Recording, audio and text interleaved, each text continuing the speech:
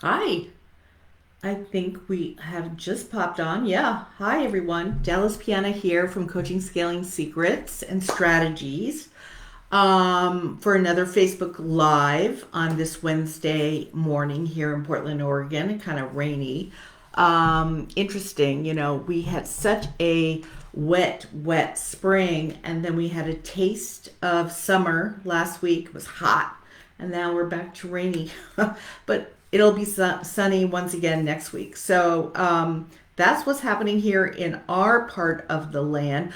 When you're hopping on, let me know where you live so I can see where people are coming in from. So if you're just hopping on, to say hi below and say where you're coming from.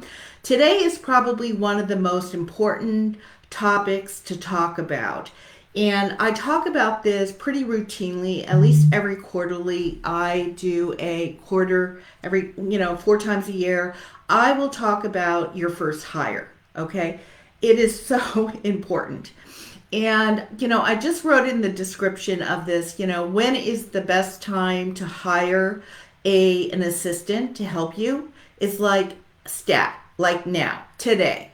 Hire somebody today. It was probably the single best decision I made, and I certainly waited way too long to hire my assistant, Patricia Warren, who's been working with me for, I don't know, 3 years now. I think she's been working with me since 2019. And the key is that you hire someone and you train them to do what you want them to do, and they obviously will come with some kind of skill set. Sometimes they do, sometimes they don't, and they can actually show you what they're doing.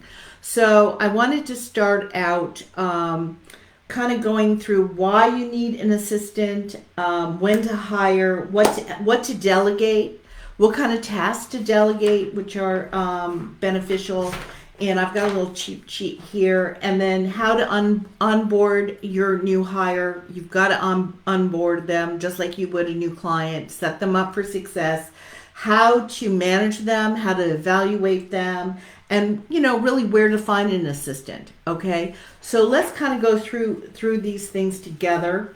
The first thing is, again, I can't reiterate, if you're just starting out, I know you probably don't have funds coming in, but as you learn, marketing and sales, especially the marketing piece, is functional task.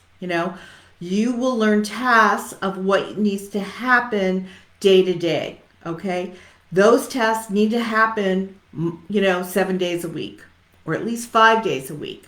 Once you have learned how to do them, you should be delegating them over, because you don't want to get what happens if you don't delegate certain tasks over, you start to stay in the weeds instead of up here as the visionary, the leader of your program, the leader of your company. Okay, so you want to start delegating those things over to people when you need to free up your time.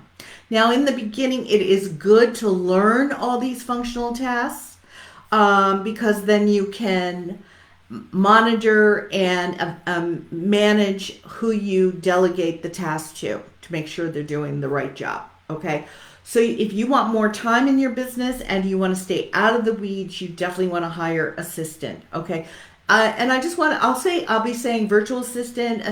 Sometimes they're called executive assistants, administrative assistants. They could be, you have names, there are all kinds of names to call these people, but it's an assistant to you for sure. So you're trying to delegate to tasks that you can definitely turn over to somebody. And you, especially as your company grows, you want to bring on more people to assist you with all the different elements of your company. Okay, but the first hire is for these functional marketing tasks. All right, that you want to turn over. So what I would suggest you do is write down everything that you are doing. Have a piece of paper by you as you're sitting at your desk. What are you doing day to day? Just jot down a word or two about what are you doing, so you can look at what are some things that you can hand over to an assistant to do that doesn't require the program leader to do. Okay, so there are a lot of things you can hand over. So what are some of those things? Um, you can hand over lead generation. Okay, if you're doing it organically, that is a task that can be handed over to your assistant. If you are uploading after the lives that you do, or where are you storing the videos? They need to be uploaded somewhere. That's what an assistant can do. They can upload them. They can do. They can upload them to YouTube. They can upload them to your membership site. They can optimize them for SEO if you show them how to do these things. Okay. They can manage your calendar. They can schedule client calls. They can schedule interviews for you, okay? They can manage your contracts that you have out there. Any documents you have, any receipts, they can keep your CRM updated at all times. Okay, they can do all your imaging, creating all your images. We create all our images in Canva, and that's something Patricia does and does well. And once you have the templates for your images, you're really just updating them. Okay, so basically we're just updating them with new dates, with maybe a new topic, something like that, and that is something you can turn over to your assistant. They can create your events for you in Facebook, either on your business page or your group page. They can do your tagging for you. They can do banners for you, cover photos. Okay, we're back to images. Okay, all that can be turned over to someone to do. Okay, it does not have to be done professionally, and a lot of people have just like common sense, know how to lay things out. Okay. They can track your results for you. Okay, you want to be tracking results throughout your building your business. They can actually go in and take the numbers and plop them into spreadsheets for you. Okay, so that when you come in on a Monday morning or you're looking at it during a team meeting, you can see your numbers. Okay, somebody has already gone there and extracted that information for you. They could be your customer support for you. They can update all your emails if you're doing campaigns, if you're doing workshops, boot camps, master classes. All of those emails that go out during those conversion events need to be updated. You don't have to recreate the wheel, but your assistant can go in there and update them where you tell them where you want updates to go. Okay? They can update your registration pages, your sales pages, your landing pages with new dates, things like that are changing. Those are the only fields that are changing. These things take you time, and these are the things that can be turned over to an assistant for sure. Those are just some of the things, but you want to write down everything that you're doing, okay? And then exactly what can you start to turn over to an assistant who is to do for you, okay? So what I would recommend is when you first start with a new person on your team, okay, and I'm calling it a team because eventually you want to expand your organization to include an assistant that handles the functional tasks. Perhaps you want to hire a social seller later on. Maybe you want to hire someone to manage your content. Maybe you want to hire someone to do if you're going into Facebook ads. These are all people to support you in building your business online. Okay. And take it from me, if you don't keep moving forward and adding to your team, you will get into entrepreneurial burnout because you are trying to do every single role yourself and trying to learn it and manage it and perfect it. And whereas if you hand it over to somebody else, they actually can become the perfection person in that area. It could become their expertise. All right. So what I would recommend is as you hire your first assistant, you want to start with saying you want 5 to 10 hours of work a week, okay? Because you have looked at your list and you have check marked everything that you are going to hand over to this assistant, okay? What you want to do is you want to go through your check mark of everything you're going to hand over, and you want to go on something like Loom, Loom, which is a video recording, and you want to record yourself doing the task, okay? Showing your assistant in a video how you want the task completed, how you want it executed, okay? And it's usually short, within 5 to 15 minutes of each task, showing them through and through how you want the task to be done, so that they can actually refer to the video, go back to the video, and they can look and they can teach themselves from the video how to do a task. You do it once and you put it in a library for your assistant, okay? So you want this like library of your training videos, because let's say that assistant moves on from you, you already have your library set up for the next person you're going to bring on, okay?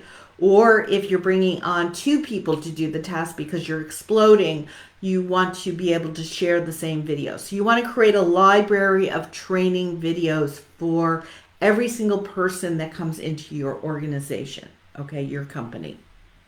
All right, so go through your list and start building that library, so that then when you hire someone, you can say, okay, here's the library, this is what I want you to do, okay? Then you can go back to those step-by-step procedures, and you can create written step-by-step procedures that accompany the video, okay?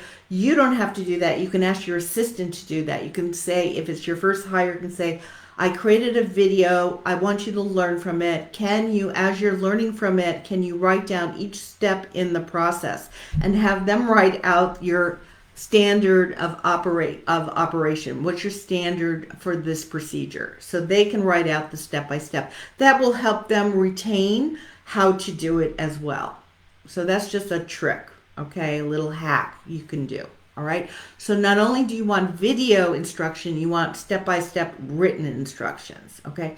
It's kind of like how all my programs are built on in the membership site.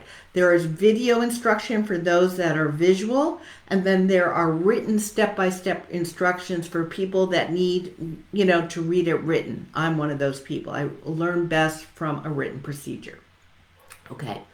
So what do you charge, what is the rate for an assistant? So anywhere from $10 to $25 an hour, depending on their skill set. How much training are you going to give them? How much do they know how to do?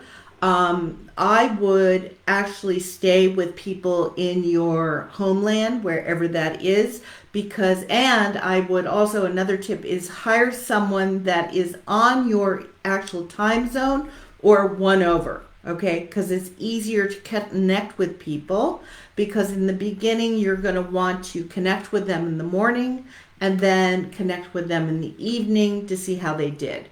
Or every couple of days you want to evaluate the work before it gets away from you. Okay, you want to course correct before it's too late.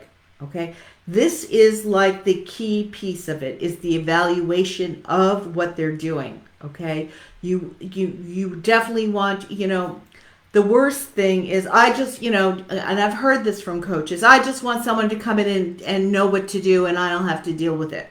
No, you don't want that. You are the business owner of your company. You want to make sure and take the time that everyone in your company, either as an employee or as a contract worker, is doing exactly what you want them to do to produce the results so that you can generate money, right? Okay, so you want to be asking in that evaluation at the end of, let's say, the first 2 days, what did you do today? Did you come across any blocks, any barriers, any roadblocks? Was there a breakdown? Because you want to fix it right away, right? You want to correct the roadblock, okay? And they may see roadblocks or a breakdown in your system that you didn't see, and they are stumbling across it. So you want to put something in place to correct it. Where do they need more guidance? Ask them, where can I assist you more? What more training do you need in a particular area? What do you see what system or process do you see that needs more improvement?